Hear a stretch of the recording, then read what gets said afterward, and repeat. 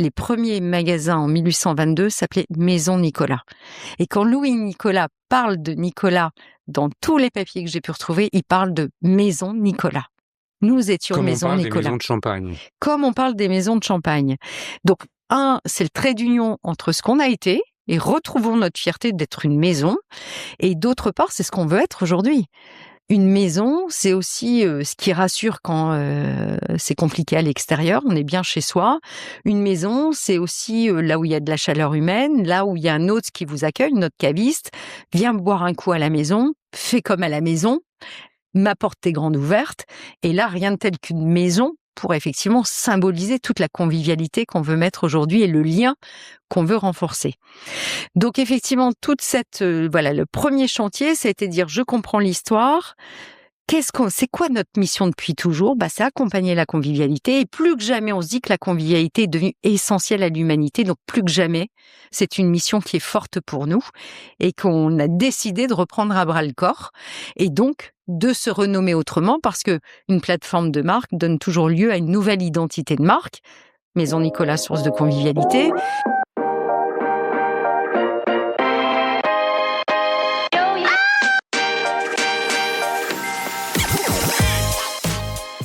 Bonjour et bienvenue sur les Digital Doers. Depuis 2019, je prends le temps de rencontrer celles et ceux qui façonnent et transforment le commerce en France, des dirigeants de marques, d'enseignes, de plateformes, de DNVB ou de solutions qui vivent de l'intérieur les grandes mutations du commerce. Ici, pas d'interview formatée, j'aime les conversations longues, franches et analytiques, celles qui permettent de prendre de la hauteur, de comprendre les choix stratégiques, les contraintes, les arbitrages et les convictions, que ce soit en mode one-to-one ou dans des formats thématiques. Nous parlons de distribution, de marché, de proposition de valeur, d'évolution des comportements d'achat, mais aussi de technologie et de solutions. Chaque semaine, je vous propose un nouvel épisode. Pour en être notifié, vous pouvez vous abonner à la plateforme d'écoute de votre choix. Enfin, pour suivre l'actualité du podcast et de notre écosystème, vous pouvez également me retrouver sur LinkedIn, Instagram, TikTok, Facebook, ainsi que sur mon groupe WhatsApp et bien évidemment sur lesdigitaldoers.com. Tous les liens sont en description de cet épisode. Bonne écoute, toujours sans coupure. En France, la consommation de vin a été divisée par plus de 2 en 50 ans. On est passé d'environ 120 litres par habitant et par an dans les années 60 à moins de 40 litres aujourd'hui. Sur les 10 dernières années, certaines enseignes de cavistes ont perdu jusqu'à 30% de leurs clients. Et le e-commerce, qui pèse autour de 12% des ventes dans certains secteurs du retail, reste encore marginal dans cet univers. Dans le même temps, les comportements évoluent nettement. On ne boit plus du vin au quotidien comme avant. Les achats se concentrent davantage sur des moments précis, les occasions se diversifient et le sans-alcool prend une place croissante. Face à une offre très large, les consommateurs comparent davantage et attendent plus de clarté au moment de choisir. C'est à ce contexte que Maison Nicolas doit faire face aujourd'hui. Pour rappel, l'enseigne Nicolas a été fondée il y a plus de 200 ans, avec un réseau dense de magasins en France. Elle s'est construite historiquement sur le conseil et la proximité, mais ces dernières années, la base client s'érode et le digital reste limité, moins de 2% du chiffre d'affaires. Le modèle devait évoluer en profondeur. Et pour en parler, j'ai le plaisir de recevoir aujourd'hui Cathy Collard-Gégère. Depuis son arrivée en avril 2025, elle a engagé des chantiers très concrets. Elle a élargi l'offre au-delà du vin avec des spiritueux, du sans-alcool et des tests sur d'autres catégories. Elle a repositionné la marque avec Maison Nicolas, fait évoluer l'expérience en magasin, remis à plat le CRM et les outils et lancé une accélération sur le e-commerce. Son parcours éclaire ses choix. Elle a passé plus de 30 ans dans le retail, notamment chez Auchan puis Picard surgelé, avec une approche très orientée client et exécution. Pour mon invité, l'enjeu est assez clair. Il s'agit de comprendre comment on relance une enseigne de caviste dans un marché qui recule, quels leviers font vraiment la différence aujourd'hui et jusqu'où on peut faire évoluer un modèle historique sans le dénaturer. Comme d'habitude, nous allons commencer à parler du marché et de ses évolutions, puis entrer dans les choix qui ont été faits chez Maison Nicolas, très concrètement, et voir enfin comment tout ça se traduit côté client avec une question simple, rendre l'achat plus lisible. Mais avant de commencer, Cathy, peux-tu te présenter en quelques mots ? Bonjour. Effectivement, tu le disais très justement, ça fait 30 ans que je suis une retaileuse, comme on dit, et puis j'ai débuté sur le carrelage, puisque mes 30 ans, c'est 15 ans de magasin et puis 15 ans sur des fonctions stratégiques. Autrement dit, mon parcours, c'est de chef de rayon à PDG. Donc, ce que ça dit de moi, c'est intéressant, c'est que je fais régulièrement l'hélicoptère entre une vision, une stratégie, et puis finalement, comment elle s'applique au plus près du client final, au plus près du carrelage, au plus près des collaborateurs. Je pense que ça, c'est une particularité que j'ai.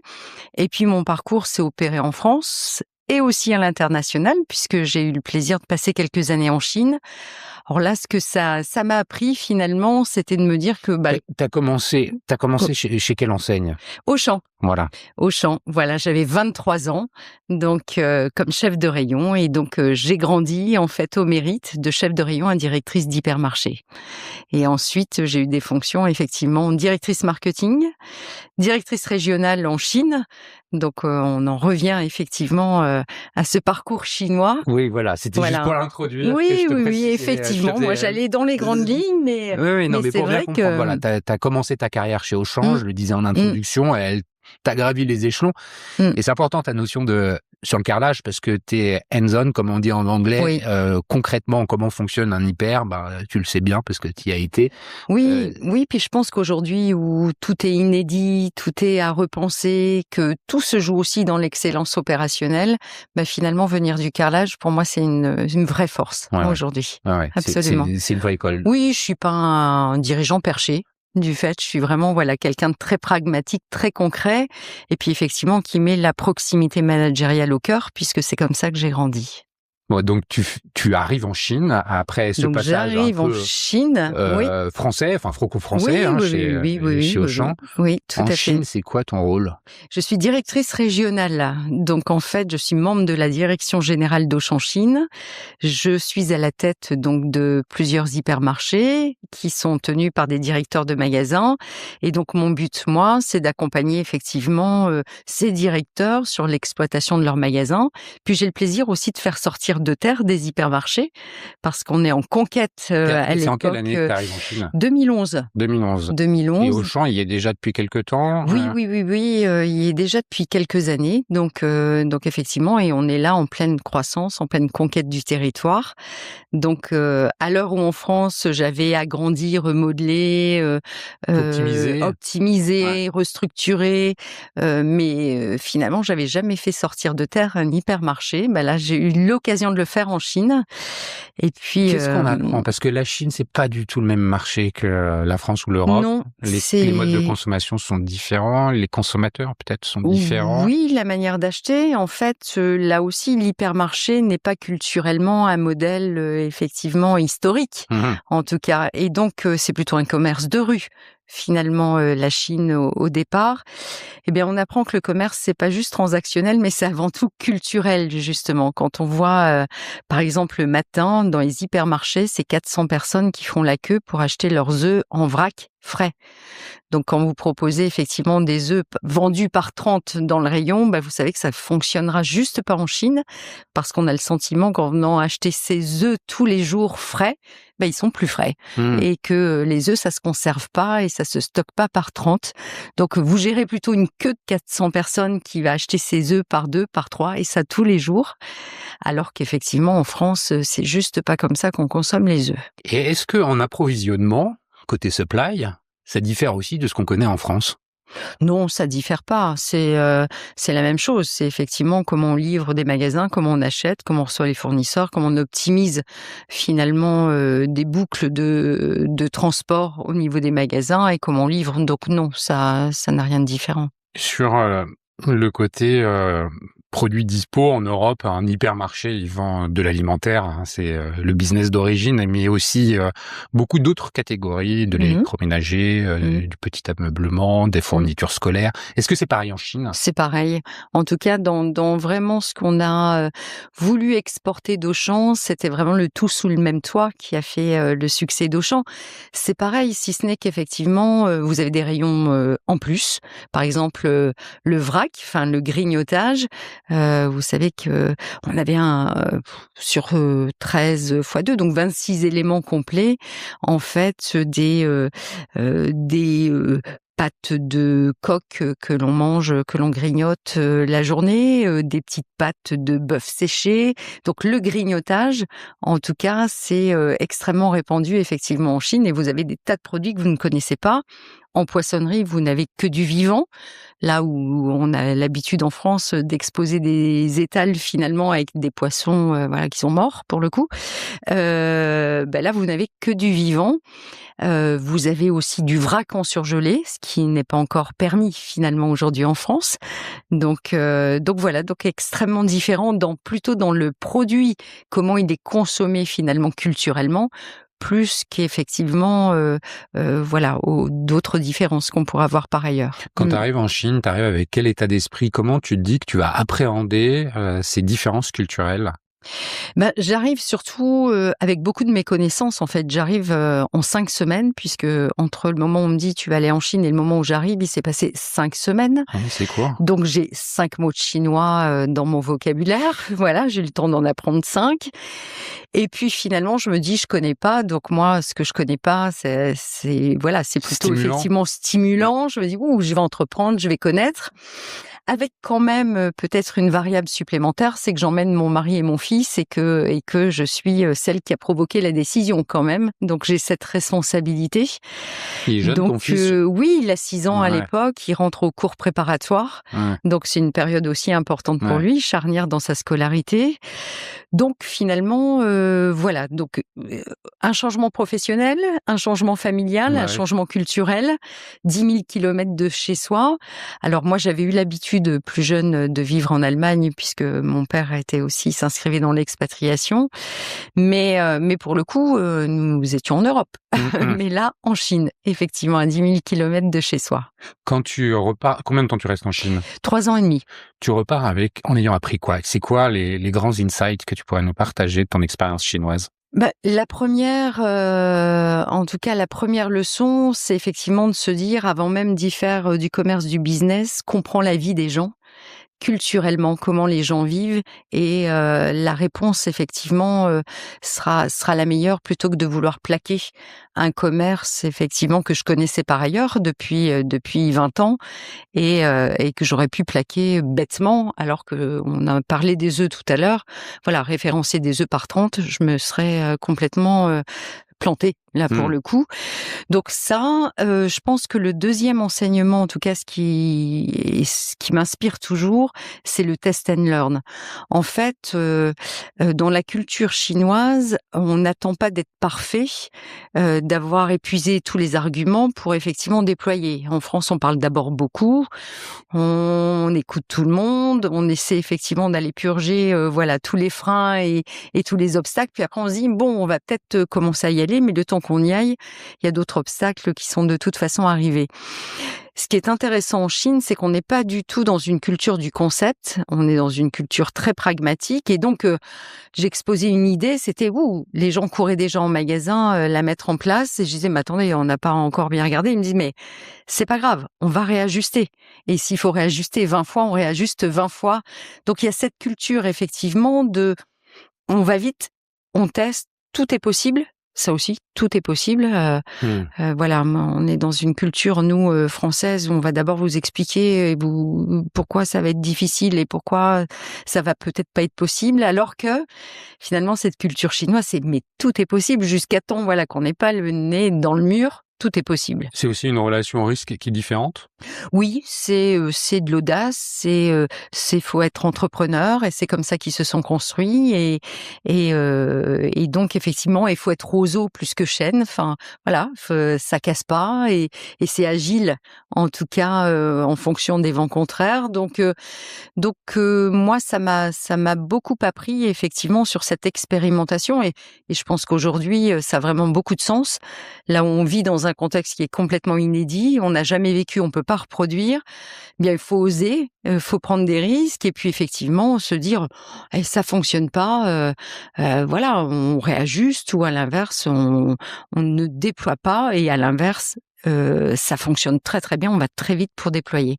Donc cette culture-là, effectivement, a très fortement résonné chez moi et j'avoue que j'en ai fait, terriblement une vraie méthode de travail, que ce soit ensuite chez Picard ou chez Maison Nicolas, ouais. Tu rentres en France, quoi, en 2015, quelque chose comme ça?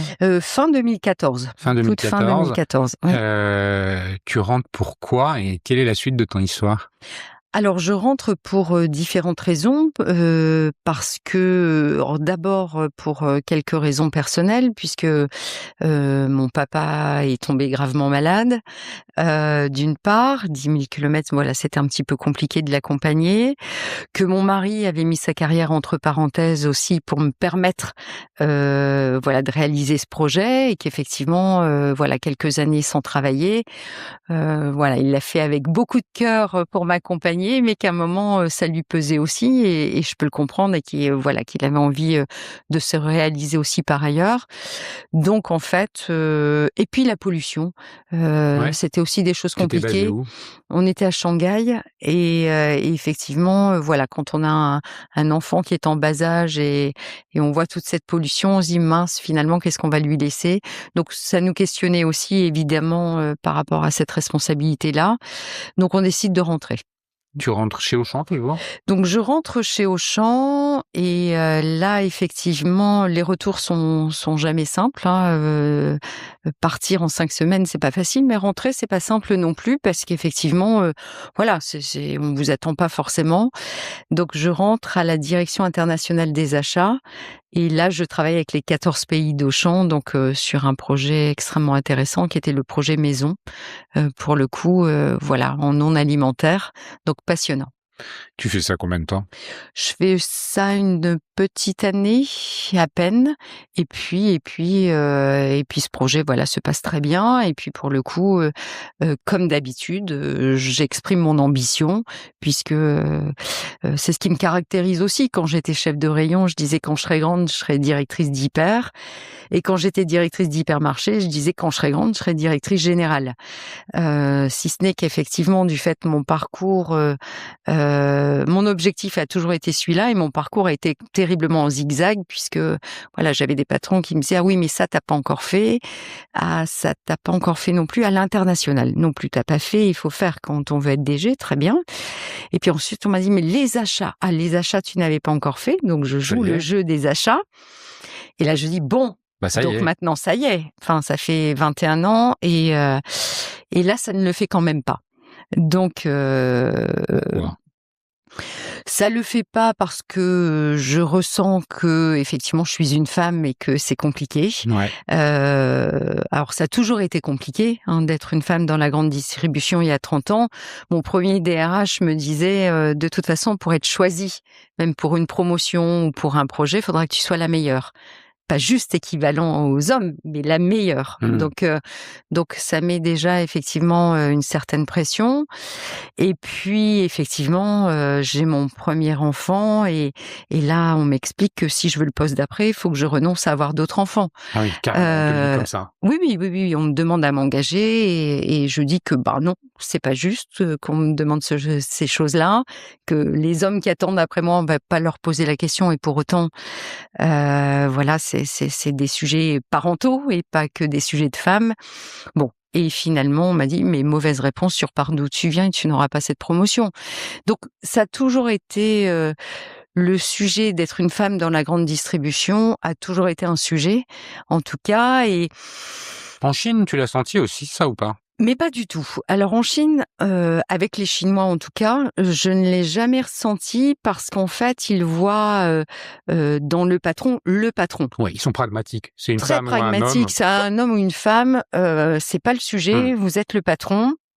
Le patron est très respecté, il avait quand même le droit, de vie ou de mort un temps, il logeait, il nourrissait aussi ses collaborateurs, hein, donc en fait, le patron est très respecté.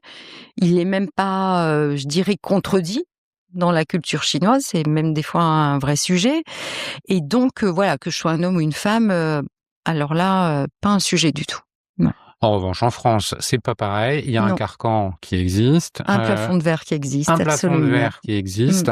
Comment tu le casses, ce plafond de verre? Bah, je le casse en me disant à un moment, si ça le fait vraiment pas, alors que j'ai joué le jeu finalement pendant 20 ans, de faire ce parcours en zigzag et à chaque fois d'avoir des résultats, qui correspondaient aux attentes et aux ambitions qu'on me mettait. Bon, je me dis à un moment, continue à faire effort, mais manifestement ça ne le fait pas. Donc c'est là que je décide effectivement de quitter Auchan.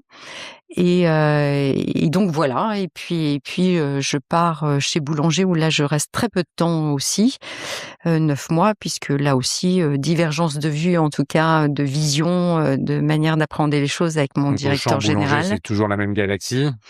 Oui, mais Musée. les gens sont différents, Ouais, ouais. enfin voilà, les gens, sont différents, voilà et à l'époque, une Tu vraie rencontres les divergence de finalement. vision Ouais, OK. et donc je pars chez Intermarché. Donc Intermarché, pourquoi?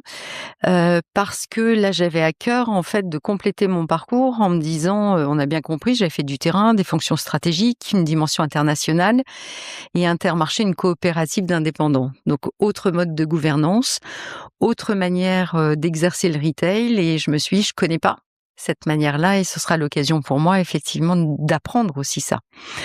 Donc j'ai en charge la direction des hypermarchés France et qui ne fonctionne pas très bien puisqu'il y a une fuite. Là, on est en 2016, 2017. 2016. Ouais.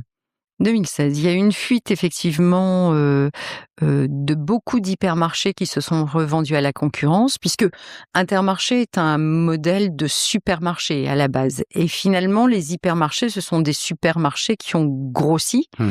mais qui n'ont pas revisité forcément finalement leur raison d'être et leur projet. Donc beaucoup de supermarchés ayant grossi et étant devenus hypermarchés ne se sont pas forcément retrouvés chez Intermarché.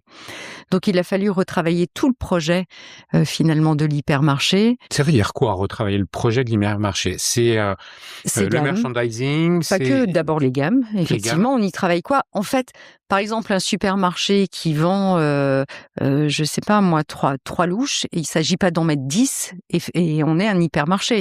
Et c'était ça, finalement, l'hypermarché à l'époque, chez Intermarché.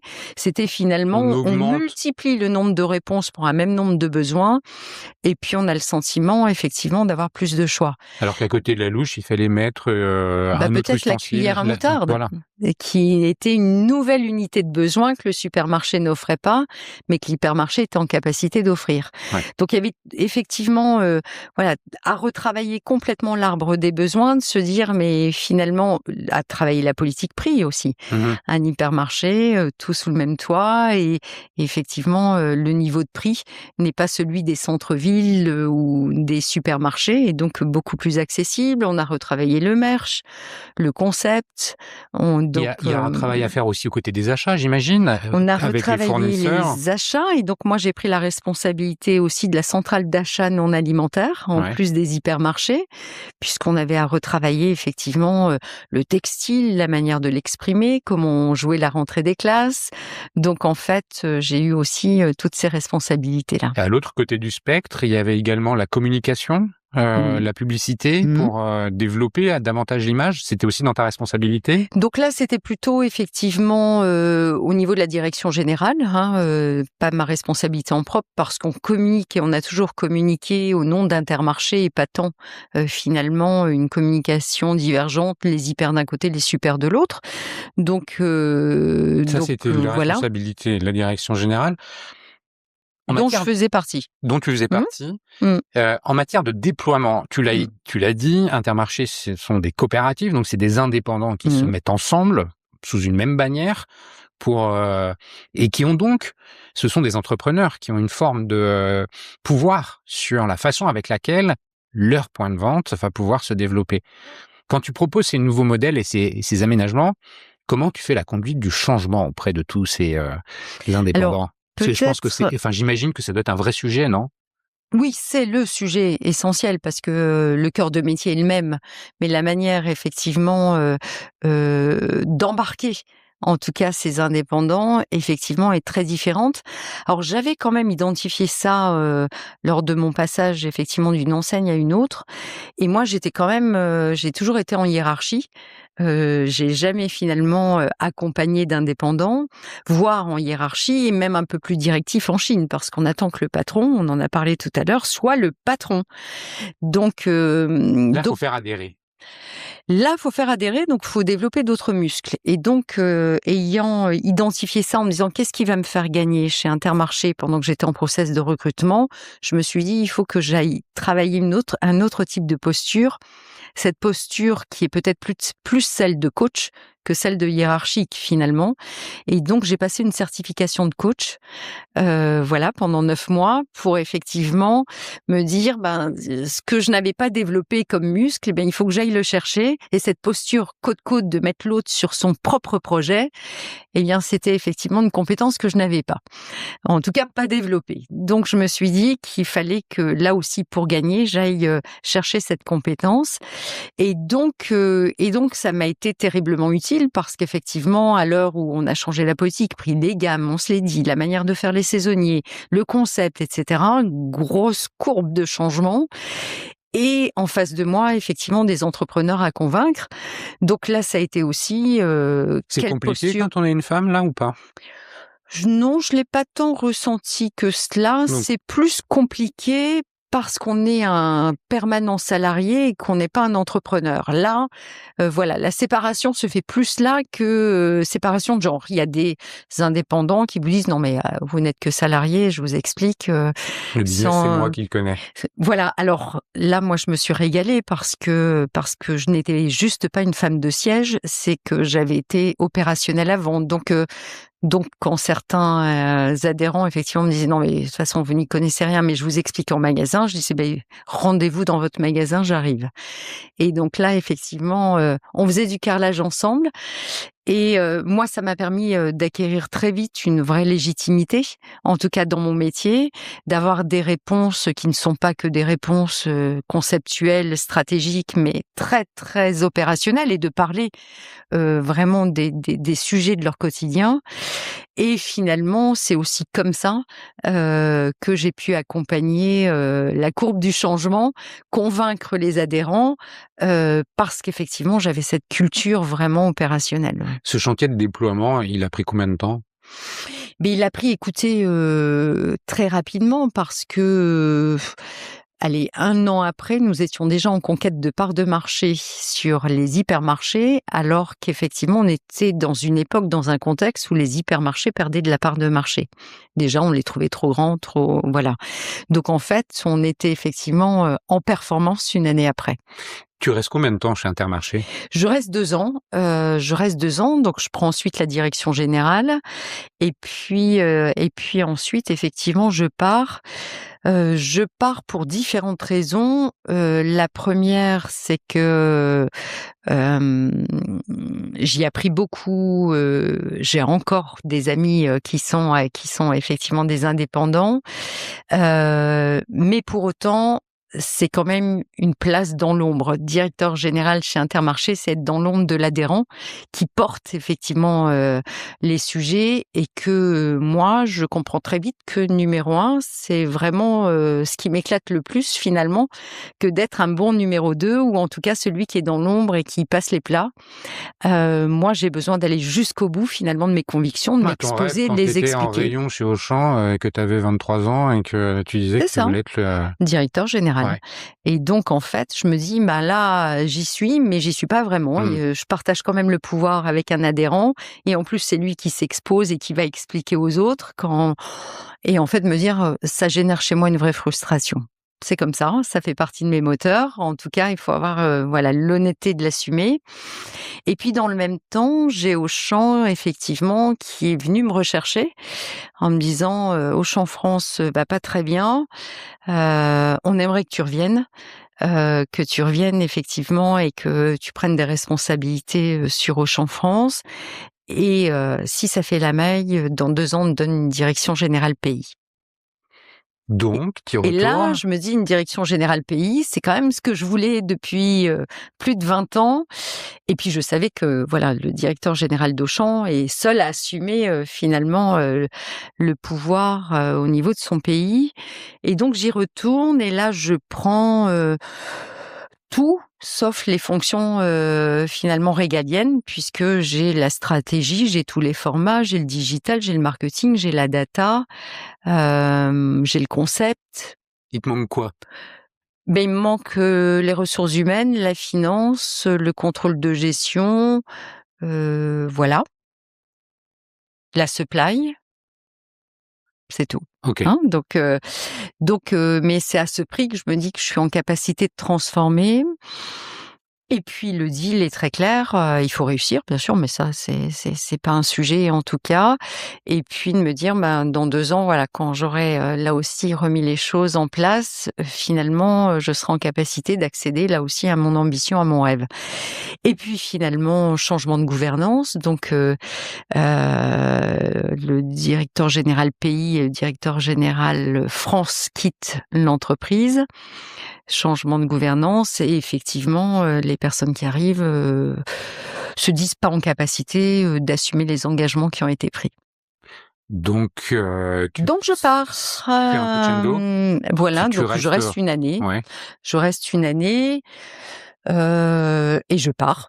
Effectivement. Et là, tu pars avec un projet ou tu pars et puis tu dis je veux bien voir ce que je vais trouver. Non, je pars souvent sans rien en fait, et puis ensuite arrivent les opportunités. Donc là, tu pars, on est en quoi? En fait, je ne 2018? subis pas le temps que j'ai mon atterrissage. C'est pas comme ça que je fonctionne. En fait, ça ne me convient pas, j'exprime ça me convient pas, on n'est pas d'accord, Au je revoir. pars avant d'assurer mes arrières. Voilà, à tort ou à raison, mais en tout cas, c'est souvent comme ça que ça marche. Donc je pars et je pars à chaque fois sans rien, Là où mais tu pars, on est en quelle année quand tu pars? je pars, nous sommes fin 2019 Ok. et je rentre en janvier 2020 dans le process de recrutement de PDG de Picard Surgelé. Et là, combien de temps ça prend? Qu'est-ce qui te motive? Et quand est-ce que tu prends réellement tes fonctions? Parce que là, on est quand même dans une période charnière. Il y a le confinement qui arrive. Alors, combien de temps ça prend? Mon recrutement prend à peu près 3 mois. J'ai 9 entretiens. Donc, on est pile Euh, poil en plein début du confinement quand ça se termine. Exactement. Je sais le 17 mars que je prends mes fonctions. Donc, comme je dis, le jour du confinement. Il n'y a pas le lien de cause à effet, mais c'est quand même ce jour-là que ça se passe. Et effectivement, on l'annonce pas tout de suite. Parce que justement, c'est le jour du confinement, que voilà, on fait pas ce type d'annonce et je prends vraiment mes fonctions de manière très officielle le 15 juin. D'accord. Voilà. Qu'est-ce qui t'a séduite dans le projet quand on t'a présenté Picard? Là, tu changes encore de dimension, c'est nouveau, il y a plus... Avec Auchan, tu es dans des actionnariats familiaux, historiques de la famille Mulliez. Chez Intermarché, c'est une coopérative d'entrepreneurs indépendants. Chez Picard, c'est un fonds d'investissement qui possède l'enseigne. Absolument. On peut imaginer que c'est pas la même ambiance.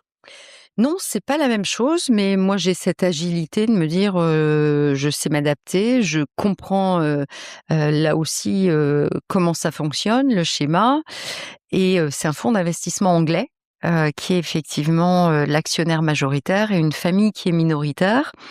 Là, ce qui me séduit, c'est qu'effectivement, c'est une enseigne très belle marque patrimoniale française, 50 ans d'existence, mais qui connaît des difficultés puisque une croissance depuis les 10 dernières années qui est à 0, qui est étale, 5 ans que l'enseigne perd des clients, qu'elle a vieilli aussi avec ses clients puisque la majorité, 30% de ses clients ont plus de 65 ans. Ah oui. Donc là aussi, c'est une enseigne extrêmement vieillissante. Et donc, en tout cas, les actionnaires sont très alignés sur le fait qu'il faut opérer un plan de transformation. Donc là, moi, je suis ravie parce que, voilà, il y a belle marque patrimoniale française et j'adore. 2, dans l'alimentaire, que je connais par ailleurs. 3, il y a tout à entreprendre, hein, sur ce plan de transformation. Donc, et c'est vraiment sur mes moteurs. Enfin, moi, voilà, quand il faut partir d'une feuille blanche et réimaginer la vision de demain, c'est vraiment ce qui me plaît beaucoup. 4, je suis le PDG de la boîte, donc j'ai toutes les manettes, effectivement. Alors ça a choqué quand j'ai pu dire dans les journaux: «J'aime le pouvoir». Un homme, on lui aurait dit: «Beh oui, c'est bien, il est à sa place». Bon, une femme, ça choque encore, mais j'aime le pouvoir. Pas tant parce qu'effectivement, il me donne une couronne, mais parce qu'il me permet en tout cas d'avoir toutes les manettes et de pouvoir les actionner, les utiliser pour transformer. T'as l'impression d'être libre, Effectivement. en fait, et de pouvoir t'exprimer tel que tu es, Exactement. avec, et t'es à Exactement. ta place. Et puis c'est là où je suis la meilleure, Ouais. en vrai. Et c'est quand on commence à me contraindre que effectivement je suis quelqu'un qui ose, qui entreprend. J'ai aucun mal à rendre compte et je peux vous dire que quand vous avez un fonds d'investissement en face, c'est toutes les semaines où le reporting financier doit tomber. Aucun mal à rendre compte, mais en revanche beaucoup de mal à partager le pouvoir et à être contrainte. Oui. Heu, Sans refaire toutes les 4 Oui. ou 5 ans, Mmh. de temps que Mmh. tu passes chez Picard pour qu'on puisse arriver sur, Maison Nicolas. Tu trouves Picard en quel état? C'est quoi, le chiffre d'affaires? Et puis qu'est-ce qui tu laisses à la sortie? Le chiffre d'affaires de l'époque, c'est 1,4 milliard. Il y a quand même un gros maillage qui avait été opéré, 1000 magasins. Il y a des pays à fermer, ça fonctionne pas en Italie et c'est en cours de changement d'enseigne. La Suisse a été fermée. On est encore en Suède et je vais finir par faire tomber l'enseigne. Donc en fait, voilà, il y a quelques sujets effectivement, très peu de franchises sur les Ah, tout 1000. est intégré? Il y a que 10 franchisés effectivement, sur les 1000 magasins, hein. Tous les magasins sont en succursales, sous un modèle qui est très centralisé. Voilà. Et puis comme, je te le disais, des pertes de clients très importantes les 5 dernières années et puis une entreprise, un chiffre d'affaires qui ne croît plus, depuis 10 ans. Donc, les frais de structure augmentant de 1 ou 2 vous avez un EBITDA qui est en train aussi de s'éroder. Donc une entreprise qui n'est pas en difficulté, mais pour autant dont les signaux effectivement, commencent à passer au rouge les uns derrière les autres. Donc voilà, et puis gros plan de transformation qu'on opère avec les équipes, qui là aussi, concerne le client, concerne la transformation digitale, concerne l'international aussi, on a ouvert 20 pays entre-temps, concerne l'engagement aussi des collaborateurs et finalement donc 3 ans et demi après, nous passons d'un chiffre d'affaires d'1,4 milliard à 1,8 milliard, donc 20% de progression. On Une augmente rentabilité? aussi la rentabilité de 30%, 2,5 millions supplémentaires de clients que nous sommes allés recruter. On a ouvert 20 pays et puis une valorisation de l'entreprise qui est là aussi très importante, donc une vraie valeur qui a été créée. Tu en pars, pourquoi? Parce que entre le moment où tu pars et le moment où tu arrives chez Nicolas, il y a un petit laps de temps, donc pourquoi finalement tu décides de partir? Eh bien, je pars parce que là aussi, il y a un changement de gouvernance. Donc, en fait, le fonds d'investissement, très heureux des résultats et de la valeur ajoutée qu'on vient de créer, à juste titre, décide de quitter Picard. Et c'est la famille qui jusque-là était minoritaire prend effectivement la totalité de l'entreprise. Famille que je connaissais et avec qui je fonctionnais par ailleurs et avec qui je m'entendais bien, donc pas de sujet, enfin voilà. Si ce n'est qu'effectivement, voilà, le poids du corps familial, en tout cas, s'est fait ressentir et je ne juge pas, parce que peut-être si c'était mon entreprise, je ferais pareil. Mais en tout cas, voilà, donc monsieur Zouari qui est un peu plus présent, son épouse également. Donc finalement, c'est plus du tout le même terrain de jeu, en tout cas, qui est devant moi et c'est plus les mêmes manettes. Tu avais rempli ta mission, le Et contexte puis en plus, change. c'est ça, la mission est remplie, les résultats sont au rendez-vous, la feuille de route est là, le contexte change, voilà, et c'est plus la même manière effectivement d'opérer le pouvoir, donc on décide de se quitter, oui. C'est quoi, un an et demi après? 1 an et demi après. Oui, oui. Tu fais rien de particulier d'aventure entrepreneuriale entre Nicolas et Picard? Alors, je fais des choses particulières, si, parce que effectivement, je m'engage dans l'armée de l'air et de l'espace, donc dans la réserve citoyenne de l'armée de l'air et de l'espace. Donc C'est lié à l'histoire familiale d'un père c'est militaire lié ou à pas? mon histoire, exactement, parce que je me suis construite dans un milieu militaire. Mon père étant militaire, et puis il était dans les forces françaises en Allemagne. Donc moi, j'ai vécu vraiment. Souvent, mes écoles étaient dans la caserne. Où j'habitais, c'était effectivement une cité partagée par des militaires, des enfants de militaires. Et moi, finalement, très jeune, je veux être meneur d'hommes. En tout cas, c'est comme ça que je l'exprimais, parce que j'avais un papa, effectivement, qui me parlait d'engagement, de faire corps avec son équipe. Et quand il partait en exercice, il réunissait toujours son équipe à la maison, et je voyais tout ça s'incarner et s'opérer. Et que moi, ça me mettait des étoiles dans les yeux, et je m'étais dit, quand je serai grande, c'est vraiment ça que je veux faire. Et donc, je voulais être pilote de chasse. Un temps, et donc j'ai fait des études scientifiques, et en fait, mon papa m'emmenait dans les meetings aériens. 12 ans, je montais dans mon premier Transal. Vous savez, c'est les gros avions qui transportent les parachutistes. J'ai sauté en parachute. Voilà, donc je suis animée de cela, et puis finalement, j'ai pris une autre orientation, comme ça arrive des fois dans la vie. Et donc là, à l'heure où je quitte Picard, c'est quand même effectivement un cycle de deuil qui s'entame, quand bien même on prend cette décision en son âme et conscience, quand même. Voilà, il faut gérer ça, et pour se réaligner, en tout cas, moi j'avais besoin de renouer avec mes valeurs, de renouer effectivement avec peut-être une Madeleine de Proust, et donc l'engagement là pour le coup dans l'armée de l'air et de l'espace, là où je voulais être pilote de chasse, ça fait complètement sens. Tu fais quoi? Donc je fais quoi? Ça veut dire quoi, s'engager, en fait? Parce que dans la réserve, on l'entend de plus en plus, mais concrètement, comment on exploite ton expertise, ton savoir-faire, ton énergie? Comment on fait? C'est déjà un parcours de validation, Ouais. parce que voilà, il y a quelques journées effectivement où vous rencontrez des colonels, des généraux, une étude de cas, une enquête de moralité aussi, c'est extrêmement important, sur vos parents, votre mari et vous-même, sur aussi une appétence à l'armée qui est aussi évaluée. Et effectivement, à un moment, une petite année après, vous êtes accepté ou pas, finalement, dans la réserve citoyenne de l'armée. Et là, pour le coup, donc moi, j'y suis entrée, donc ayant passé ces différentes étapes. Et puis après, ça se joue effectivement. Alors, moi, j'ai eu l'opportunité, en plus, comme j'avais du temps libre, d'aller passer quelques jours sur différentes bases aériennes, de côtoyer des pilotes de chasse, de comprendre les enjeux, de voir ce que ça signifiait pour eux, l'engagement, la confiance aussi, parce que dans ces périodes de transition, il faut retrouver de la confiance, et c'est important pour moi.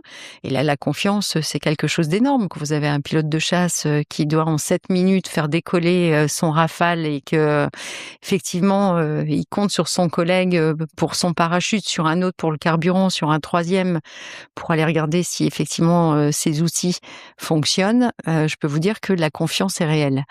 Donc voilà, quelques temps à tout cela, et puis je participe à des cercles de confiance. Donc ce sont des soirées animées autour de problématiques où effectivement l'œil de dirigeant qu'on peut avoir, la gestion de crise qu'on a pu exercer par ailleurs, le questionnement aussi qu'on peut avoir, est assez sollicité finalement dans ces réunions de partage qui sont très confidentielles pour le coup.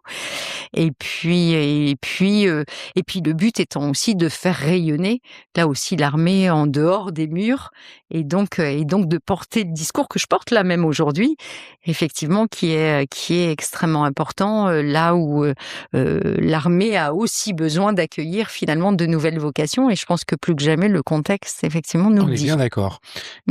Comment se présente l'opportunité maison, enfin Nicolas, puisque c'était pas maison C'était Nicolas. Nicolas, ouais. Nicolas, comment elle se présente à toi? Eh bien, par réseau en fait, et puis les actionnaires finalement, donc la famille Castel et Monsieur Alain Castel en particulier, finalement souhaitent rencontrer la personne qui a opéré la transformation de Picard, se disant que finalement Nicolas c'est aussi une très belle marque patrimoniale française qui a besoin de se transformer en profondeur, d'opérer sa révolution. C'est comme ça que en tout cas le mot qu'a utilisé Alain Castel à l'époque, qu'il a besoin aussi de quelqu'un qui connaît le retail, étant donné que la famille est effectivement viticulteur, négociant culturellement, et que finalement cette dimension de retail, ben, ce serait bien que ce soit un spécialiste qui l'apporte. Voilà. Et puis aussi quelque chose d'important, c'est qu'effectivement, il cherche un dirigeant autonome.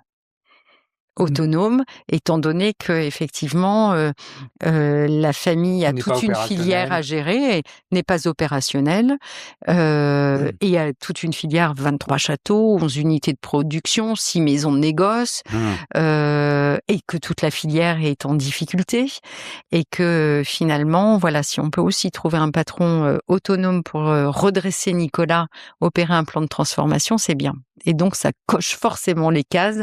Moi qui aime les marques patrimoniales françaises, qui recherchais un vrai plan de transformation en me disant comment je prends une entreprise d'un point A et je l'emmène à un point B et je crée de la valeur, c'est ça qui m'intéresse.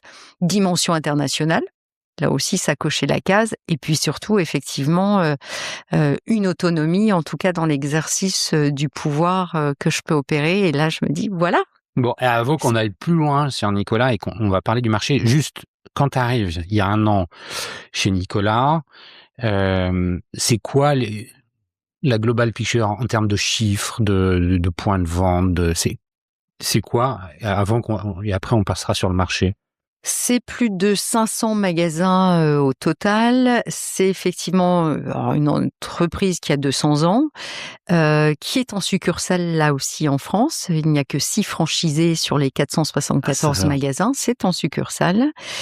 Une entreprise présente dans 11 pays, donc dimension internationale. Et puis effectivement, une entreprise qui est sur un marché en difficulté et qui perd des clients les 10 dernières années, hormis pendant le Covid, comme on l'a tous connu au niveau de l'alimentaire. Donc une entreprise qui est en difficulté. On va revenir dessus. Tu parles du marché justement et c'est intéressant qu'on s'attarde un peu sur ce marché-là. On sait tous que le marché du vin, il est pas, je dis en introduction, au niveau où il a été. Les consommateurs changent leur rapport à l'alcool, au vin. Quand on parle de marché, on parle d'offres et de demandes, de régulation aussi, ou de concurrence. Mais les deux grands forces, c'est l'offre et la demande. C'est quoi l'analyse que tu portes sur ce marché-là? J'imagine que tu as dû le creuser en arrivant chez Nicolas pour bien comprendre comment il était fait, au-delà du discours médiatique habituel qu'on entend. C'est quoi la vision que tu portes sur la réalité de ce marché et comment tu pourrais nous le décrire? Alors effectivement, déjà, ce qui est important dans la méthode, c'est que je passe 5 mois à analyser, observer, vouloir comprendre, hein, puisque là aussi c'est important, puisqu'on se le dit, c'est un marché en grande difficulté, l'entreprise est en difficulté. Donc je passe 5 mois à surtout me dire, je veux comprendre le métier, je veux comprendre la filière, pourquoi le marché est en difficulté, pourquoi l'entreprise est en difficulté, qu'est-ce qu'elle a comme force, qu'est-ce qu'elle a effectivement comme réelle difficulté, que disent les chiffres, où en sont les équipes aussi, donc dans leur capacité à se développer. Est-ce qu'on a toutes les compétences aussi sur le sujet? Donc il y a un vrai dimensionnement, en tout cas des équipes aussi qui m'entourent. Quelle est l'intention aussi de nos actionnaires? Est-ce qu'effectivement c'est un plan de transformation en profondeur? Est-ce que, à l'inverse, c'est accompagné de déclin? Ça pourrait. Est-ce que c'est rhabiller la mariée pour effectivement La la revendre. revendre? Oui. Ça pourrait aussi. Et donc là, il y a une vraie volonté, déjà, ce qui est extraordinaire, une vraie volonté familiale d'y mettre les moyens, en tout cas, pour redresser l'entreprise, dont ils sont très fiers. Enfin, je Est-ce qu'on trouve peut qu'il dire y que a un Nicolas, attachement. c'est le leader sur le marché de la distribution de Oui, vin? oui, alors pas sur le marché de la Non, il y a la distribution, grande mais c'est distribution qui doit être avant, exactement qui mais dans le détient spécialiste. 50% du marché, mais c'est le premier caviste de France. Ouais, Oui, c'est ça. absolument. Donc, qu'est-ce que tu comprends du marché? Là, tu as fait ce travail et puis tu as Mmh. continué à le faire. On est 1 an après. À Mmh. mon avis, tu as toujours les antennes qui sont très Mmh. orientées vers le marché. Heu, Parlons d'abord des consommateurs. Hem, on voit, que les jeunes consomment moins d'alcool. Mmh. J'ai une fille, Mmh. qui a 21 ans, elle consomme pas du tout, d'alcool de la même façon que, moi au même âge. Comment tu, t'analyses ça? Mmh. Et puis c'est vrai aussi sur les autres catégories d'âge. C'est quoi les tendances? On parlait du sans alcool. Heu, Comment l'alcool rentre dans le quotidien des Français aujourd'hui? Alors déjà, il y a une déconsommation et tu le précisais dans ton introduction, il y a une déconsommation qui est forte, pas nouvelle, moins 60% de déconsommation d'alcool ces 60 dernières années.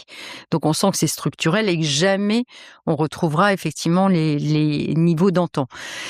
Pourquoi cette déconsommation? Déjà, un hygiénisme fort. On a associé le vin à une certaine toxicité, c'est pas bon pour la santé, etc. On fait plus de sport, donc effectivement, on prend voilà plus soin de soi et puis on veut effectivement vivre plus longtemps dans de meilleures conditions et tout ça est louable. Il y a la crise du pouvoir d'achat qui est passée par là aussi et effectivement, quand on est sur un budget contraint, ce qui est quand même le cas depuis quelques années, hein, depuis 2021-22, on vit une crise du pouvoir d'achat assez importante. Pour le coup, on fait des arbitrages dans son budget C'est venu et accélérer une l'alcool, c'est venu tendance. accélérer. Et l'alcool n'est pas un produit essentiel, de première nécessité, en tout cas pour la majorité des gens. Mmh. Donc là aussi, ça fait partie des arbitrages, en tout cas, du pouvoir d'achat. Et la quatrième raison que j'y vois sur cette déconsommation, c'est qu'en fait, un vrai changement de la composition des foyers français. 71% des foyers français sont composés d'1 à 2 personnes. Donc, quand on est tout seul ou à deux, finalement, on hésite à ouvrir une bouteille de vin en se disant: «Est-ce qu'on va aller jusqu'au bout? Est-ce qu'on va pas la gâcher?» Et puis, finalement, on va se dire: «Allez, on va jusqu'au bout, mais on va peut-être un peu trop consommer» ou peut-être même quand on est à deux, on consomme pas la même chose. Donc est-ce qu'on ouvre chacun sa bouteille? Bon, toujours est-il que la composition des foyers a aussi Ouais. finalement accentué cette déconsommation où on hésite finalement à consommer ce qu'on consommait par le passé. On associe aussi le moment de consommation à autre chose que à un geste quotidien, qui accompagne, le repas, comme ça a été le cas pendant, longtemps. 62% de la consommation d'alcool se fait désormais hors des repas. Ah oui, tant que ça. Donc, tant que ça. Donc là aussi, ça explique le déclin du vin rouge. Compliqué d'aller effectivement sans manger, boire un verre de vin rouge comme ça en dehors des repas. D'où effectivement l'essor en revanche du vin blanc et du vin rosé, et ça s'explique sociologiquement. Quand 62% de l'alcool est consommé en dehors des repas, le midi, quasiment plus personne Non, consomme de l'alcool. non. Et donc effectivement, c'est plus sur des moments de partage, de convivialité, les apéros ont pris effectivement là aussi le pas. Et donc voilà. Et puis le sans-alcool donc en tout cas, tout ça explique que le vin rouge régresse, mais le vin blanc pas tant que ça. Le vin rosé, effectivement, ça dépend de la météo. C'est un produit qui est Très lié effectivement au très moment, orienté chaud, l'été, en exactement, terrasse. et au barbecue et en terrasse, et Est-ce qu'il voilà, y est-ce très qu'il y a aussi dépendant un de la report météo. vers, d'autres types d'alcool? Les autres types d'alcool auxquels je pense, c'est les alcools forts et la bière et est-ce La qu'on bière, oui. Les alcools forts, non. Les spiritueux sont aussi un marché qui est en régression. Les bières, jusqu'il y a 2 ans, c'était un marché en progression.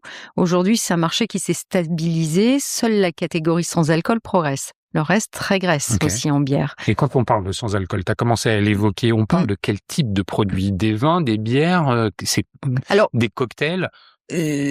Tout.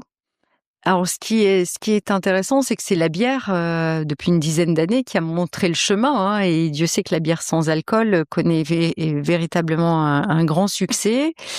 Et puis finalement, les vins, jusque-là, il y a quand même eu beaucoup de choses qui ont été opérées, mais dans la technologie même de faire du sans alcool, un vin désalcoolisé, c'est finalement un vin dont on a enlevé la molécule alcool, et la molécule alcool est porteuse de l'arôme du vin. Donc jusque-là, en fait, on compensait par de l'arôme artificiel et par du sucre. Donc super, on a bonne conscience, on consomme pas d'alcool, mais des fois on se prend 10 fois plus de sucre. Je suis pas convaincue que ce soit meilleur pour la santé, mais bon, c'est en tout cas la plupart des produits, enfin il y a beaucoup de produits qui sont encore comme ça sur le marché. Ce qui est intéressant aujourd'hui dans certaines technologies, dont la nôtre, c'est qu'effectivement, vous faites un vin, un très bon vin que vous désalcoolisez, vous enlevez la molécule alcool sur laquelle vient toujours Comment on fait loger. Pour désalcooliser un vin? Alors, c'est pas moi qui vais vous l'expliquer techniquement. Mais donc, il y a tout un processus technique. Il y a tout un processus technique, effectivement, qui permet de retirer la molécule alcool. Donc, vous avez l'eau de vin qui reste, mais l'arôme vient se loger sur la molécule alcool. Donc désormais, en tout cas, et dans notre usine, c'est comme cela, on est désormais en capacité de séparer la molécule alcool, effectivement, de l'arôme, et de réinjecter l'arôme naturel dans l'eau de vin, qui fait qu'on ne compense plus par du sucre et pas par de l'arôme artificiel. Enfin, moi, j'ai lutté terriblement chez Picard à combattre les édulcorants, arômes artificiels, à baisser. On est, à mon époque, on avait sorti les indices glycémiques les plus bas du marché, quand même, effectivement, avec l'Institut Pasteur. Donc, j'ai pas combattu toute ma vie sur du pour le bien manger, pour effectivement, qu'on puisse sortir, nous, des produits qui n'ont pas une recette vertueuse. Ce sont des vins blancs, rouges, rosés, c'est les trois couleurs.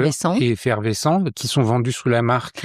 Alors, c'est pour ça qu'on a souhaité là y apposer notre marque, Nicolas, parce qu'il y avait une vraie fierté, en tout cas, de se dire, on a quelque chose d'autre à raconter sur le marché. Cette recette est extrêmement vertueuse, elle vient de nos propres usines, on est capable d'en garantir effectivement toute la recette, et donc allons-y, prenons le marché.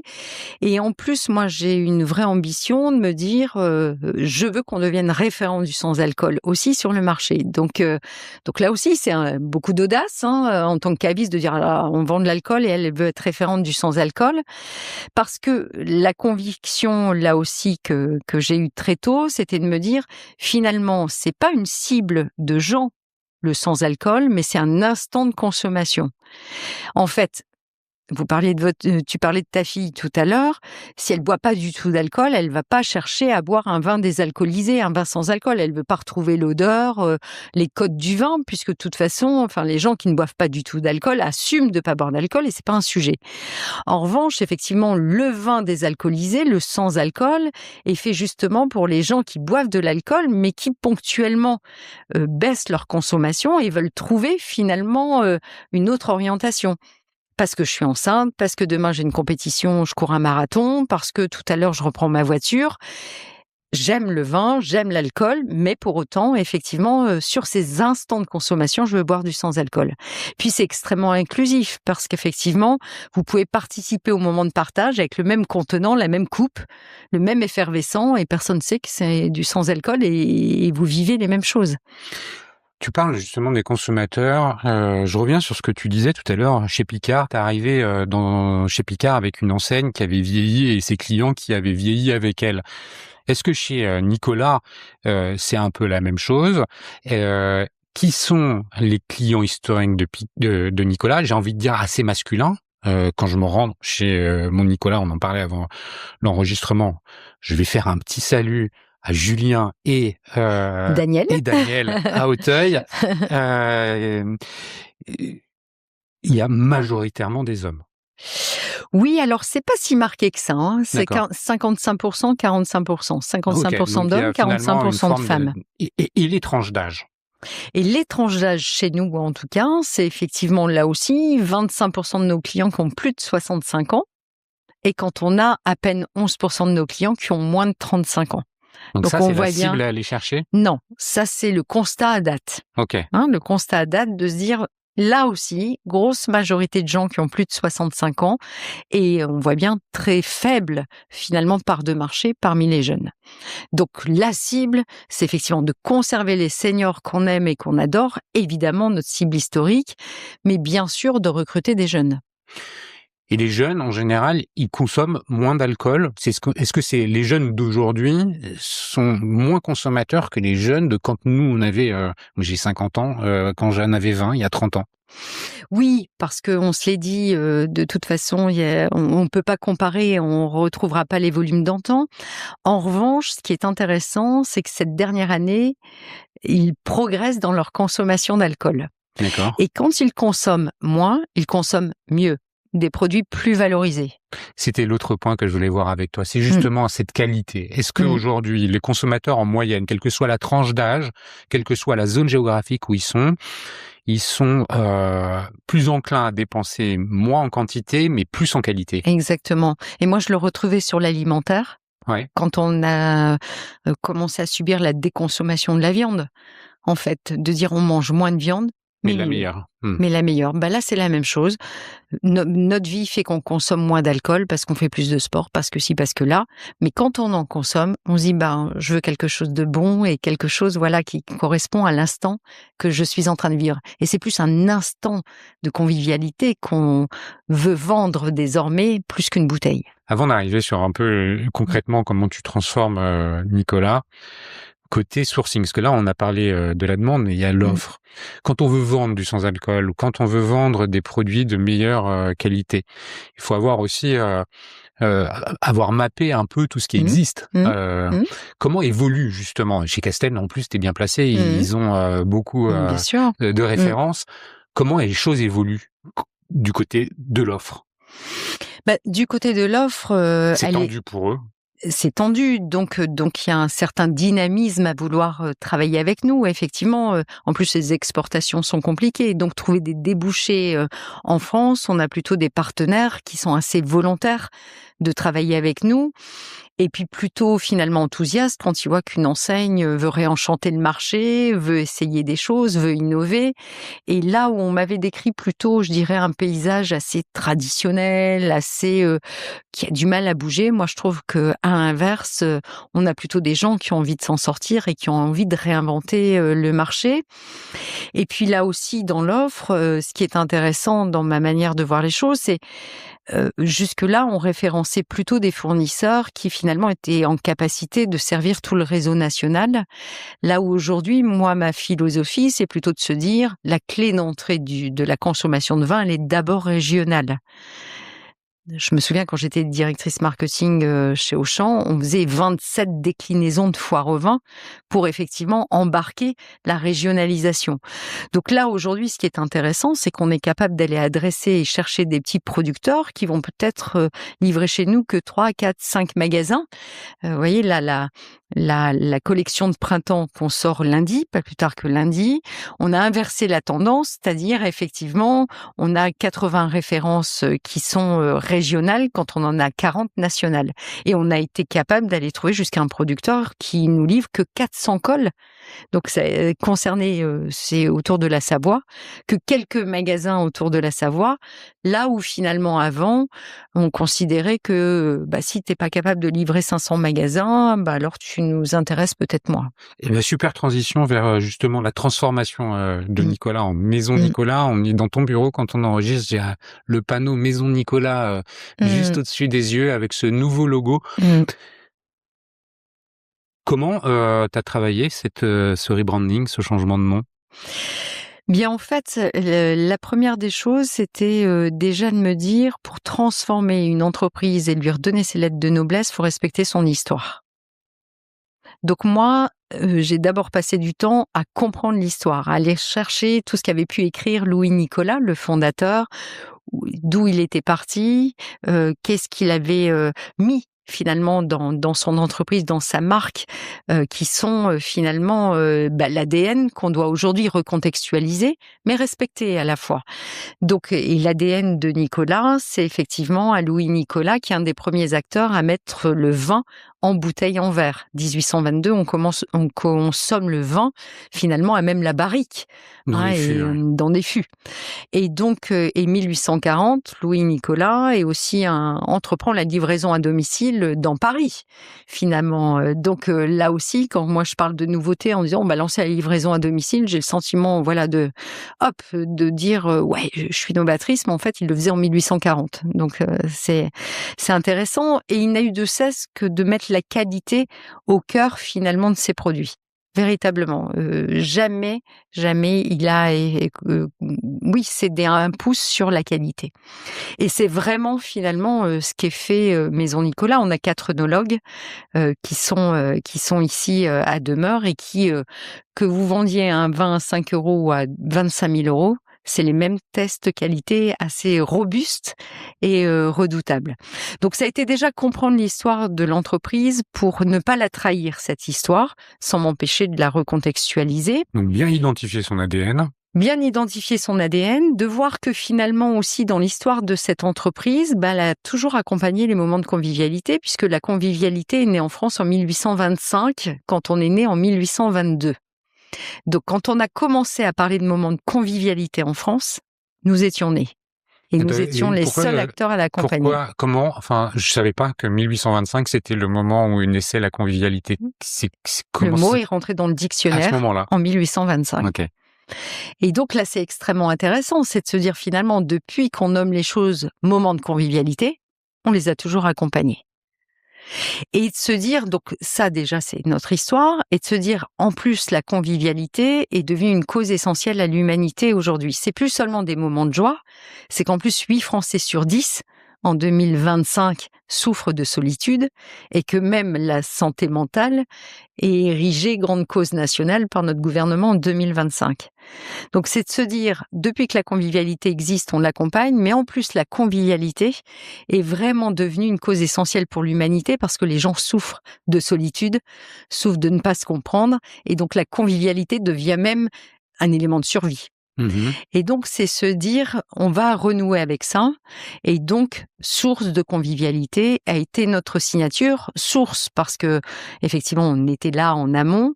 Source parce que c'est aussi une posture d'humilité, finalement, de se dire, on va pas créer ton moment de convivialité.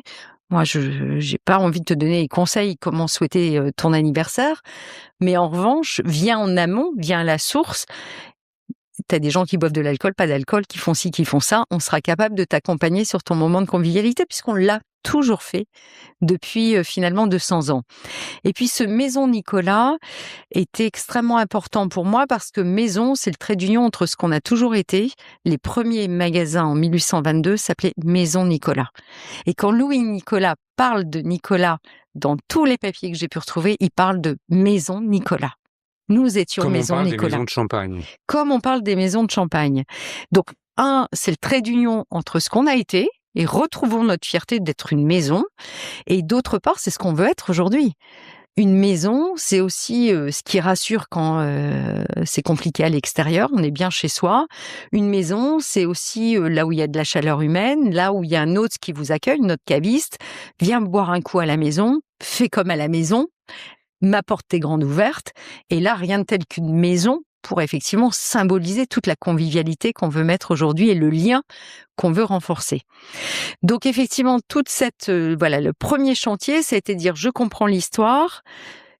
C'est quoi notre mission depuis toujours ? C'est accompagner la convivialité, et plus que jamais, on se dit que la convivialité est devenue essentielle à l'humanité. Donc plus que jamais, c'est une mission qui est forte pour nous, et qu'on a décidé de reprendre à bras le corps, et donc de se renommer autrement, parce que une plateforme de marque donne toujours lieu à une nouvelle identité de marque.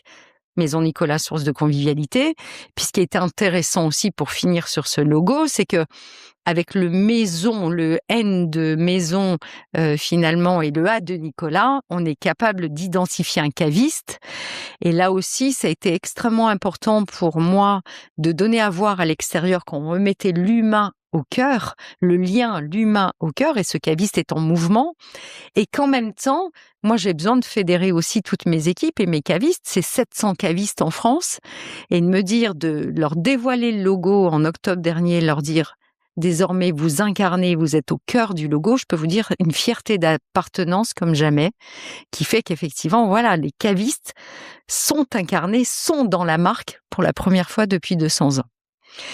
Ok, merci pour cette explication, parce que changer un logo nécessite à chaque fois une Oui, explication. Ouais. oui, puis moi je suis contente de la donner parce que certains on s'y dit ah oui elle fait genre tout le monde dit mes maisons à toutes les sauces et elle veut faire genre là avec sa maison. Bon, non, c'est un petit peu plus complexe que ça effectivement. En tout cas, il y a de la recherche, il y a du sens parce que je pense que tout doit être nourri de sens et il y a de l'authenticité.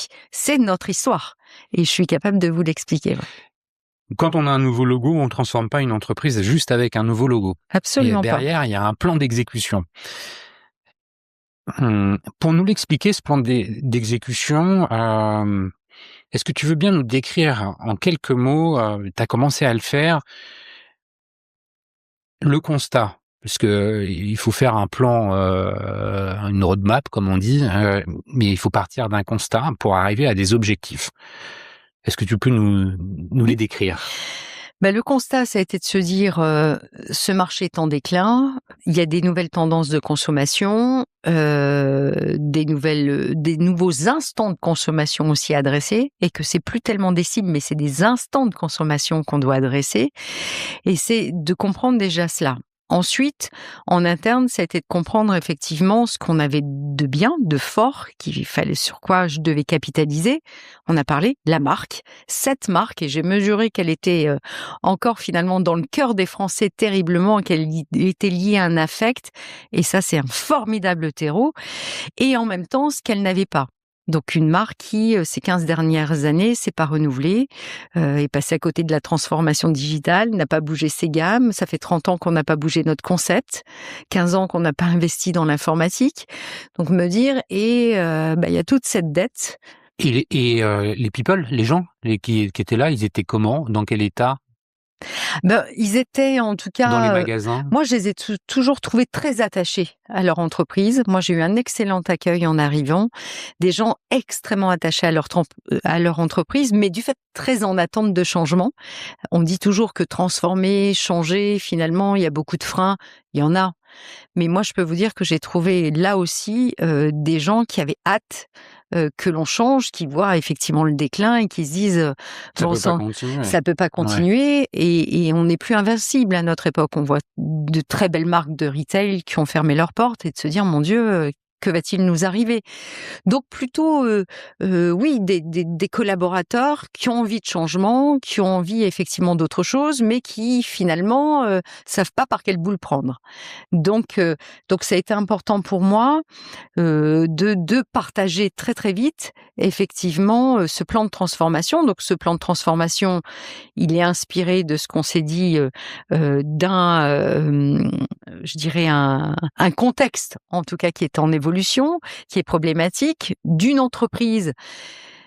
Et ça m'a rassurée aussi de me dire qui n'est pas allé au bout de tout son potentiel, qui n'a pas tout testé, parce que ça aurait pu être une entreprise qui avait déjà tout testé et qui finalement est en difficulté. Mais là, loin de là, et de me dire waouh, il y a effectivement encore beaucoup de potentiel.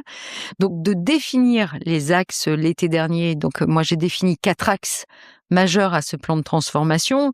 Donc un premier, on se l'est dit, comment on repositionne la marque, on redéfinit sa mission. Ça donne lieu à une identité de marque, et au nom de cette mission, source de convivialité, on va pouvoir adresser plein de choses, puisque c'est notre signature. On a un deuxième axe qui est de mettre le client au cœur de notre stratégie commerciale.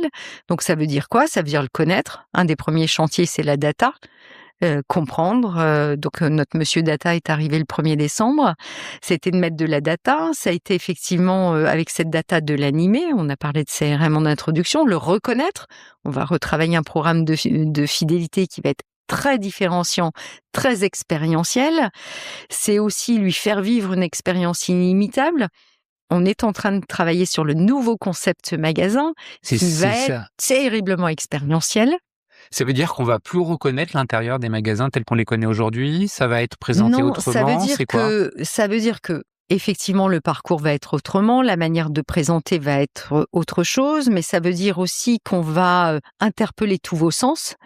On va pouvoir goûter, mais on va pouvoir écouter, on va pouvoir se projeter, on va pouvoir sentir. Donc en fait, moi, voilà, quand on parle d'expérience, on parle de quoi?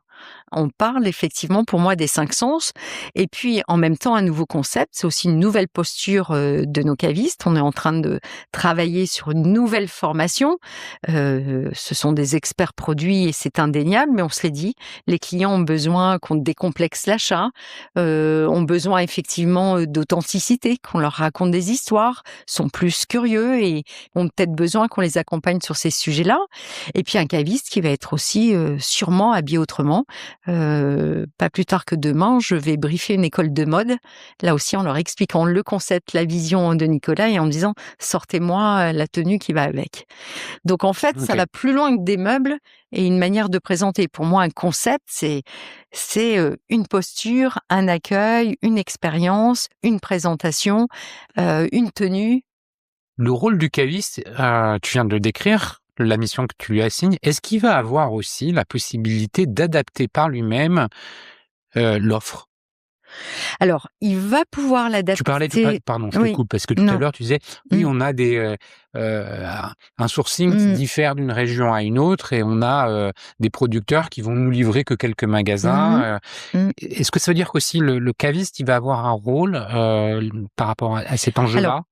il va avoir un rôle déjà de prescripteur. Effectivement, aujourd'hui, 80 de notre gamme est nationale et avec 20 de gamme très locale dans certains magasins.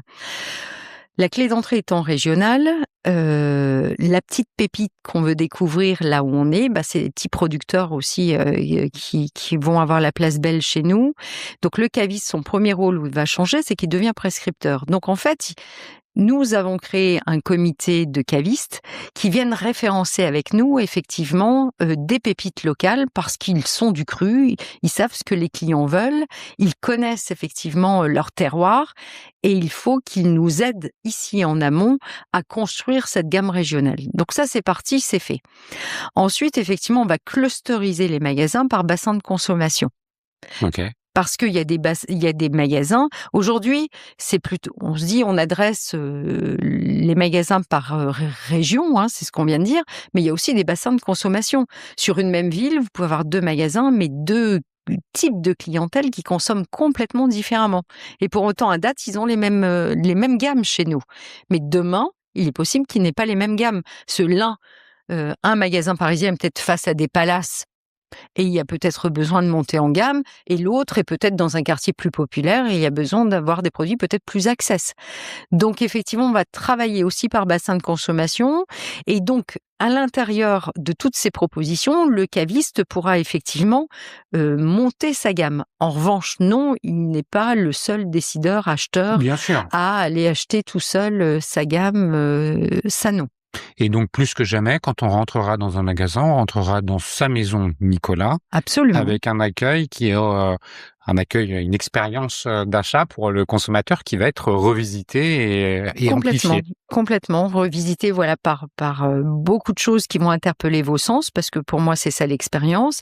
Et puis un caviste qui va désormais, alors, il y en a qui le font très très bien, mais en majorité, effectivement, ce sont tous des experts produits et ils ont et on a cette chance hein, dans le groupe Castel, ils vont régulièrement dans les vignes, dans les châteaux, etc. Et donc ils connaissent très très bien la filière et le produit.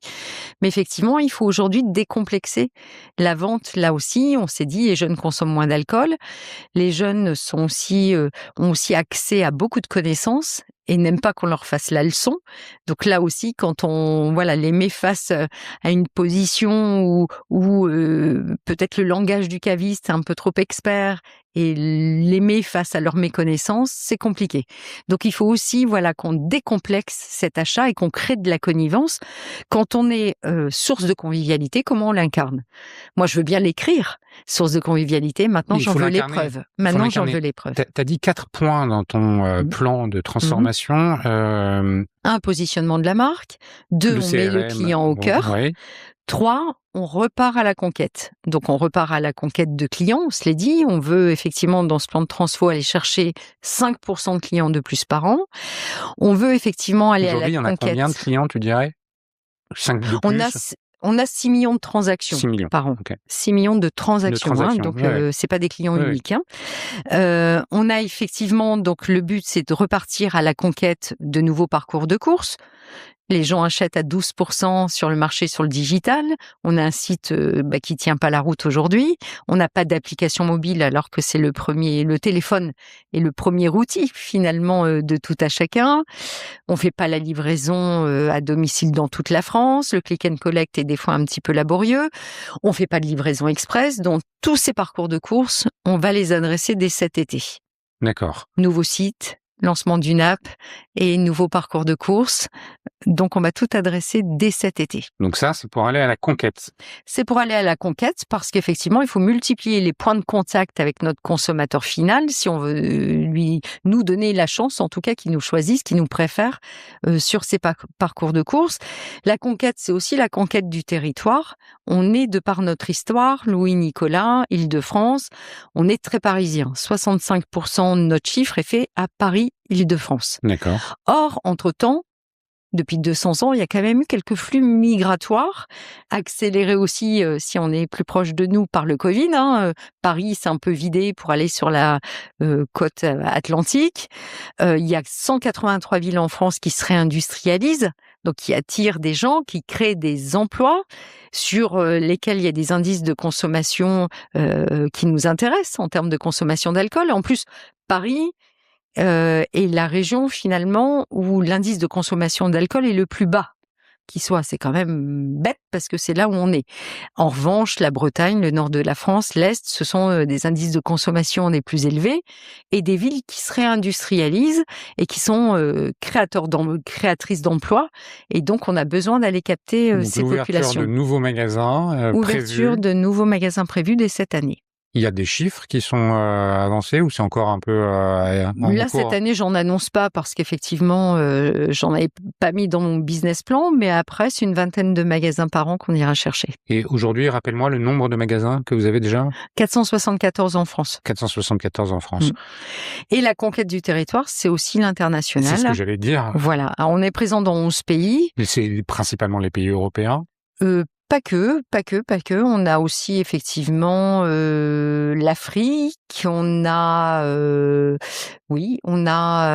principalement européens. Finalement, Angleterre, Suisse, Belgique, Portugal, Espagne, Maroc, Liban, Roumanie, Bulgarie. Mais on a aussi effectivement la Réunion, Madagascar, l'île Maurice et les Antilles. Comment on les classe, ces pays? C'est lesquels qui consomment le plus? Ou c'est où que ça génère le plus de chiffre d'affaires? Le Maroc. Le Maroc? Le Maroc. Incroyable. Oui, contre-intuitif. Hein. Ah oui. Le Maroc, effectivement, est le pays qui est en dynamique, qui fonctionne très bien et qui est en plus en croissance pour le coup chaque année. Les ouvertures de magasins auront-elles lieu aussi dans ces pays-là?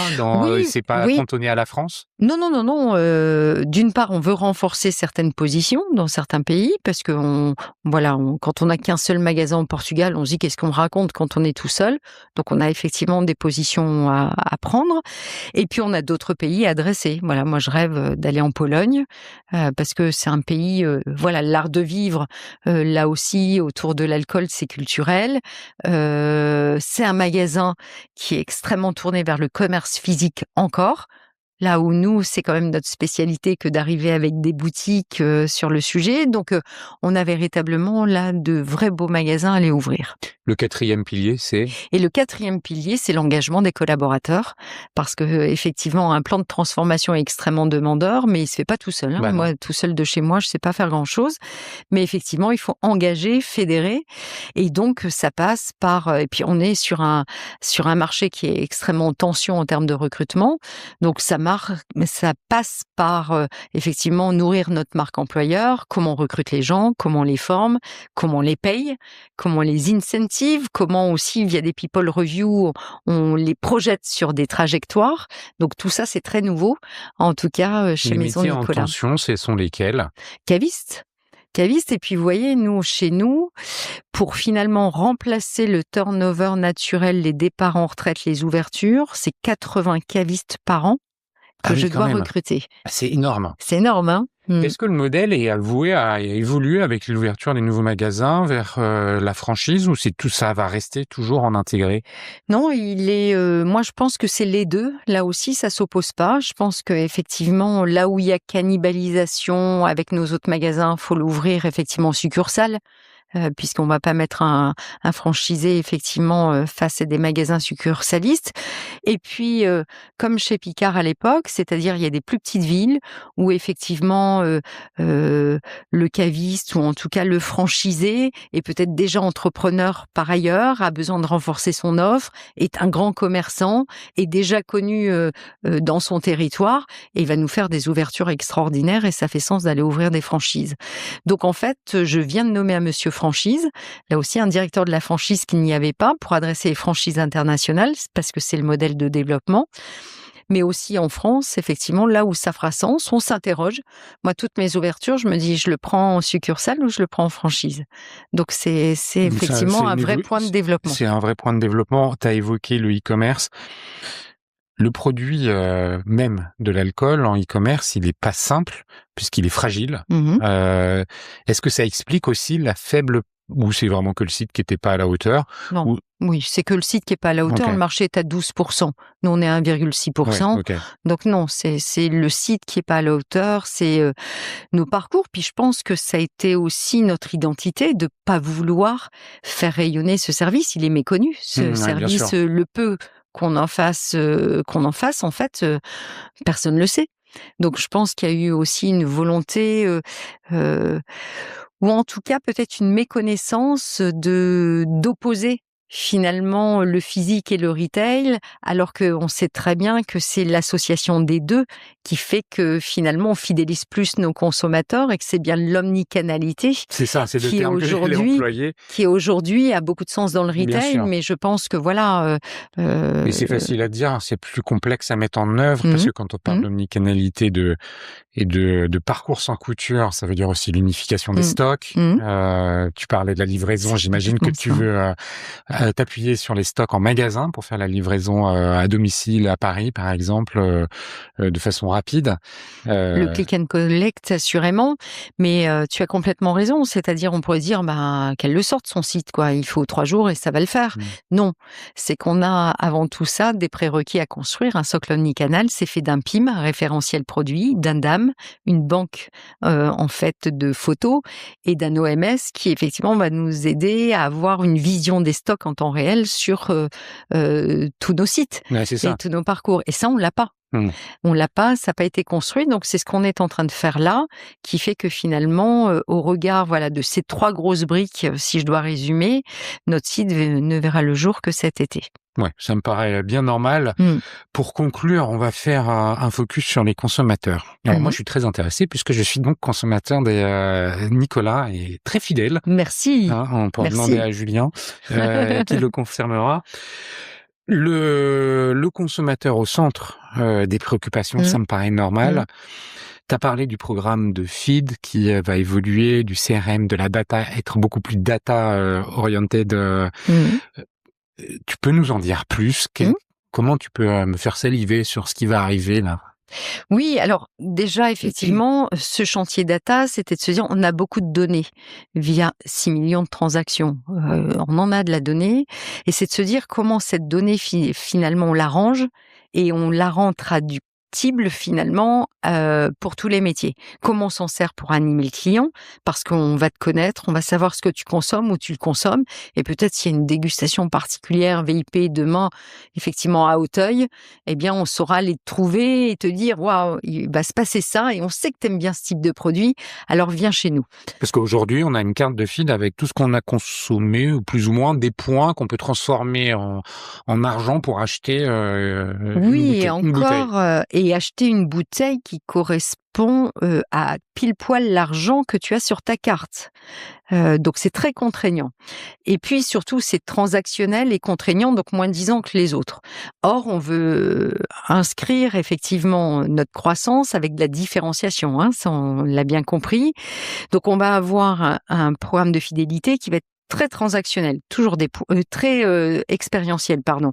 Toujours des points, mais avec ces points, peut-être que tu pourras acheter un pied de vigne. Avec ces points, peut-être que je t'emmènerai au château Montlabert, qui est un grand cru Saint-Émilion classé qui fait partie de nos châteaux.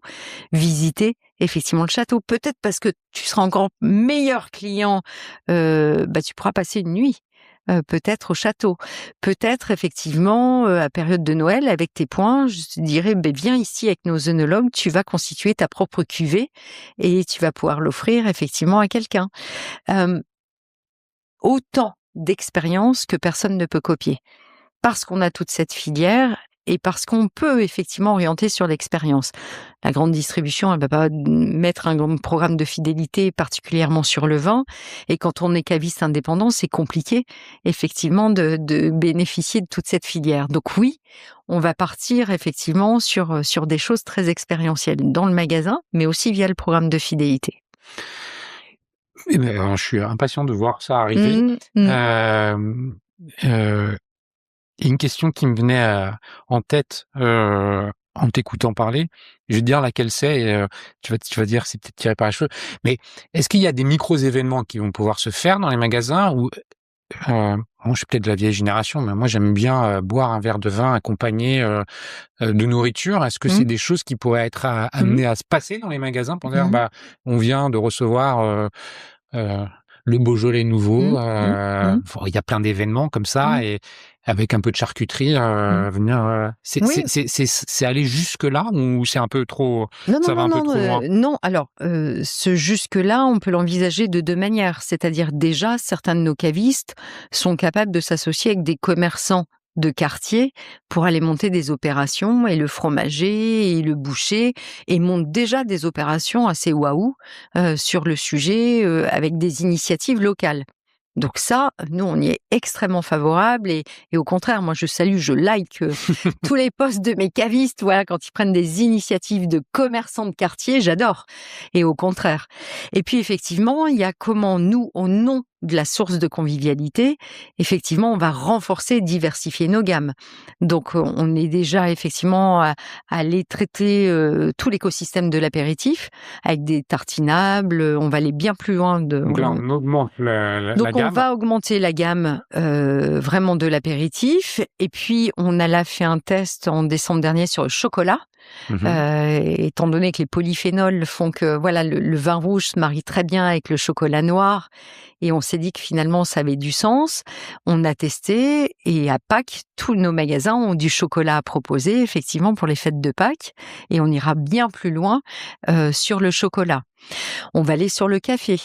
Là aussi, moi j'ai appris très récemment que 95% des consommateurs de vin rouge boivent du café.